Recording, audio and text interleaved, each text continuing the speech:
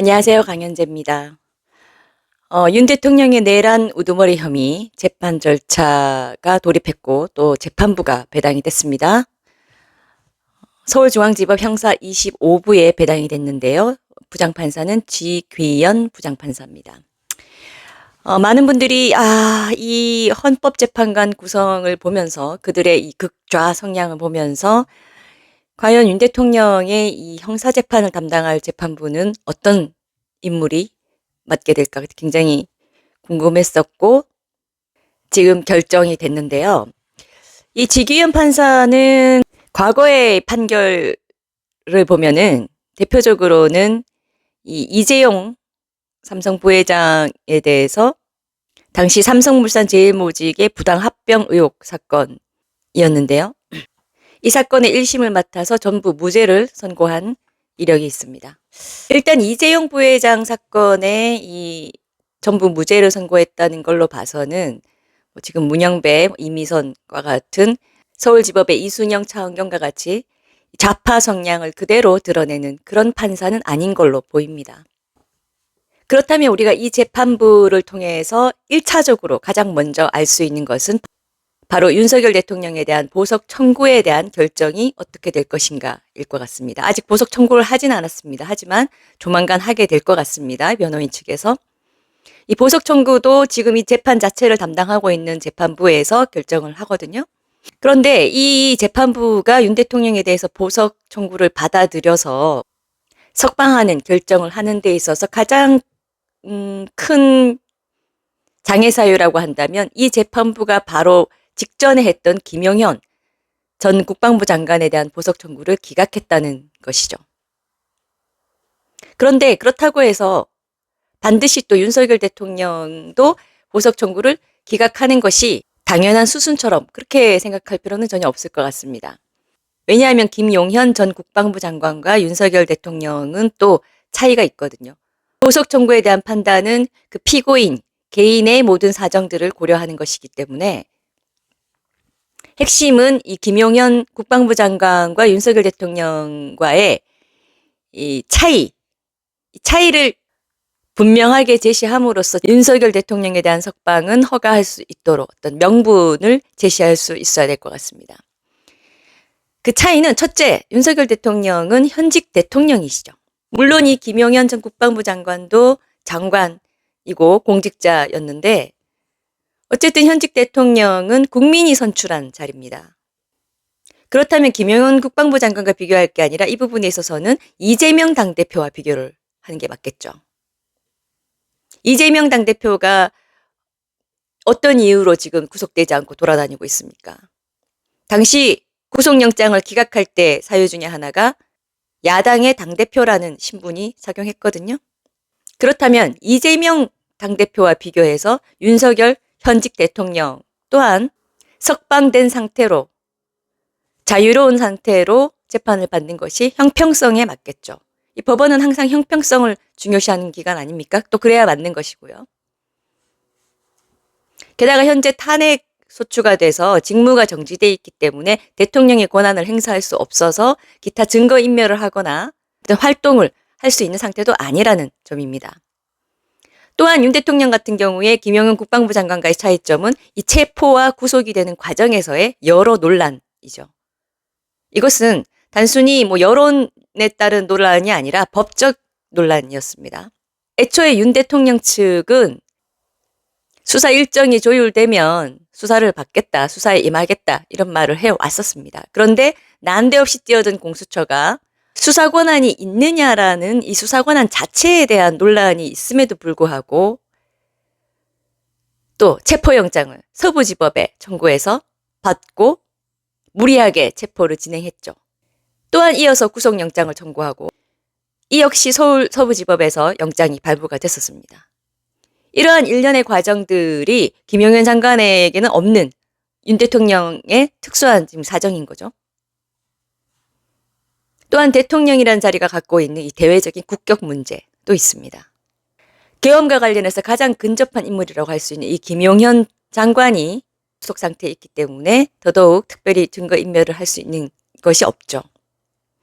이와 같은 모든 사정들이 잘 제시가 돼서 이 재판부에서 윤석열 대통령이 보석으로 나올 수 있기를 기대합니다. 파면 팔수록 계속해서 불거져 나오는 지금 이 헌법재판소 재판관들의 이 극렬한 정치 편향성, 그런 황당한 사정들이 계속 나오면서 인터넷상의 국민 여론도 들끓고 있죠. 정말 미처 이 정도일 줄은 몰랐다. 이런 여론들이 굉장히 많죠. 저희 채널에 댓글들이 달려 있는데요. 몇 가지 좀 소개해 드리겠습니다. 국민에게 충성한다는 윤석열 대통령님, 국민에게 경고한다는 헌법재판소. 문형배가 아니라 문행패네요. 법복을 벗으시오. 냉큼 벗으시오. 이제는 저도 윤석열입니다. 내일 2시 부산역 집회에 참석합니다. 온 나라가 개판 5분 전. 만약 헌재가 대통령을 탄핵한다면 반드시 국민혁명이 일어날 것. 강도는 한 사람을 상하게 하지만 법복 입은 강도는 전 국민을 죽게 한다. 서울구치소는 철근 콘크리트로 건축되고 방바닥이 비닐장판으로 돼 있어서 아무리 뛰어도 소음이 없다. 뭐 이런 댓글 다신 분도 계십니다. 윤 대통령이 위층에서 나는 소음에 대해서 불평을 해서 위층 수감자들이 다 방을 옮겼다. 이런 거짓 기사가 나갔었죠. 그거에 대해서 이 서울구치소 왜 소음이 없는지 디테일하게 설명해 주셨는데 어떻게 아시는지 궁금하네요. 자, 이재명 입만 열면 거짓말이 자동으로 나와. 문영배 이미선 사퇴하지 않으면 재판 보이콧. 마은혁까지 임명하면 헌재는 박살나야 한다. 맞습니다. 헌재 사법부 너무 썩었어요. 대한민국 한 발짝만 더 나가면 공산화됩니다. 공권력이 없어 좌파들을 잡을 수 없는 것이 너무나 개탄스럽네요. 모순 없는 좌파가 될 수 없고 똑똑하면 좌파가 될 수 없다. 버티는 게 아니라 최상목 대행은 목숨 걸고 거부해야 한다. 차라리 탄핵 당해라. 자, 지금 대한민국은 공산화 과정입니다. 빨리 대책을 내야 합니다. 자신의 정체를 들키자 개정 폭파해버린 문영배 씨. 당신은 더 이상 헌법 수호자일 수 없습니다. 당신의 판결은 이미 신뢰를 잃었습니다. 헌재 폐지해야 합니다. 판사들 몇 명이 앉아서 나라를 좌지우지한다는 게 놀랍습니다. 그런데다가 창피함도 모르는 건지 대놓고 국민을 무시하는 저 뻔뻔함. 도대체 저들은 뭔데 국민 위에 군림하는지요. 대법원만 있으면 되지 헌재는 개뿔 뭐가 필요한가요? 헌재 공수처 당장 폐지해야 합니다. 국민 세금으로 사회주의를 추구한다면 그들은 중국이나 북한으로 가야죠. 국민이 참는 것도 한계가 있다. 차라리 국민이 결정하자.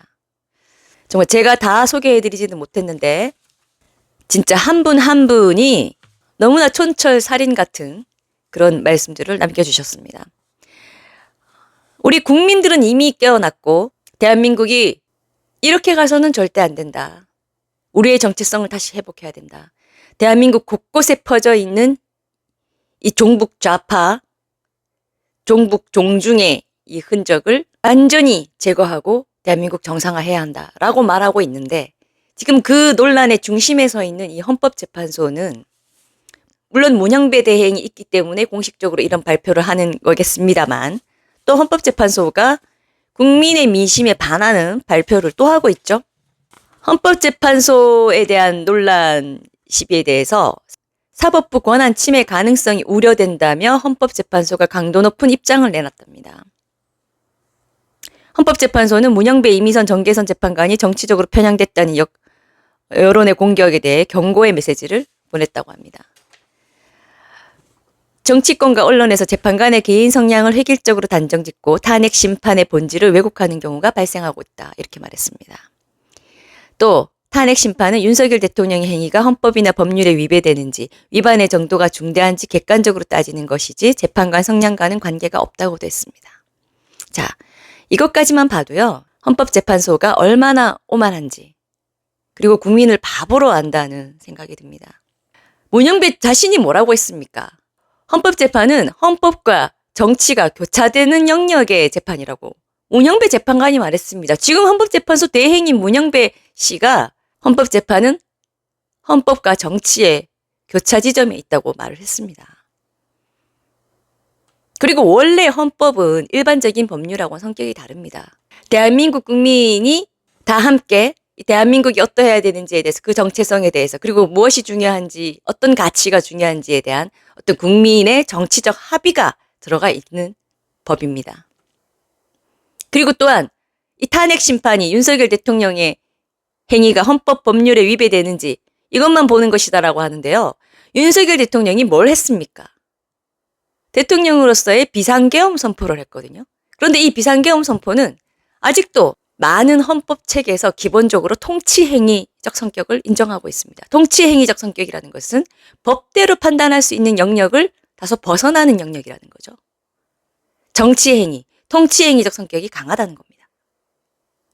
헌법에 다 나와 있는 겁니다. 이분들도 그런 헌법책을 보고 공부하셔서 지금 재판관 되신 겁니다. 그런데 국민들은 이런 걸 모를 거라고 생각하고 이런 말들을 하시는 겁니까? 헌법재판소가 대통령이 행사한 비상계엄 선포 행위에 대해서 재판을 하는데 그것이 마치 법대로 하는 것이고 객관적으로 따지는 것이지 재판관의 정치적 성향과는 관계가 없다? 국민이 모를 거라고 생각하고 이런 말 하는 거 아닙니까? 헌법재판소 스스로가 지금 이렇게 말하고 있습니다. 헌법과 법률을 객관적으로 적용함으로써 이루어지는 것이지. 네, 그런데 그렇게 이루어지지 않는다는 거죠. 이루어지지 않고 있다는 거죠. 재판관 개인의 성향에 따라 좌우되는 것이 아닙니다. 네, 그래야 마땅합니다. 하지만 그렇게 되고 있지 않다는 겁니다. 그런데 헌법재판소는 왜 반성을 할 줄 모르고 왜 이렇게 오만한 걸까요? 그럴 이유가 전혀 없거든요. 왜? 지금 이렇게 헌법재판관들의 정치 성향과 이 불공정한 재판, 이미 결론이 난 재판이라는 강한 국민적 불신을 받고 있는 이유가 바로 자신들에게서 나왔습니다. 자신들이 지금까지 살아온 인생, 지금까지 보여준 말, 행동들, 그리고 최근에 일련의 재판들 보십시오. 이진숙 방통위원장 사건을 6개월을 거의 풀로 채워서 끌었습니다. 취임 이틀 만에 탄핵 소추됐습니다, 이분은.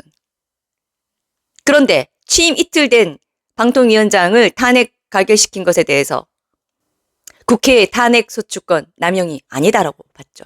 그리고 6개월을 끌어서 6개월을 일을 하지 못하게 공백 상태로 질질 끌 수 있을 때까지 끌다가 판결을 하면서도 4대4 판결이 나왔습니다. 또한 한덕수 대행이 국무총리에 해당하는 이 가결 요건으로 가결돼서 지금 탄핵 소추로 넘어왔거든요. 그러면 정말 한덕수 국무총리가 대통령을 탄핵시킬 수 있는 가결 요건이 아니라 국무총리로서의 가결 요건만으로 탄핵 소추될 수 있는지 이거는 쟁점도 간단해요. 이거 하나입니다. 한덕수 대행에 대한 이 헌재의 판단이 가장 우선돼야 하는데 이것을 하지 않고 40여 재판관을 헌법재판관으로 빨리 임명하지 않은 것에 대한 그 재판을 제일 먼저 하고 있죠. 그날 변론을 열어서 그날 종결을 해버리고 지금 2월 3일에 선고하겠다고 하고 있습니다.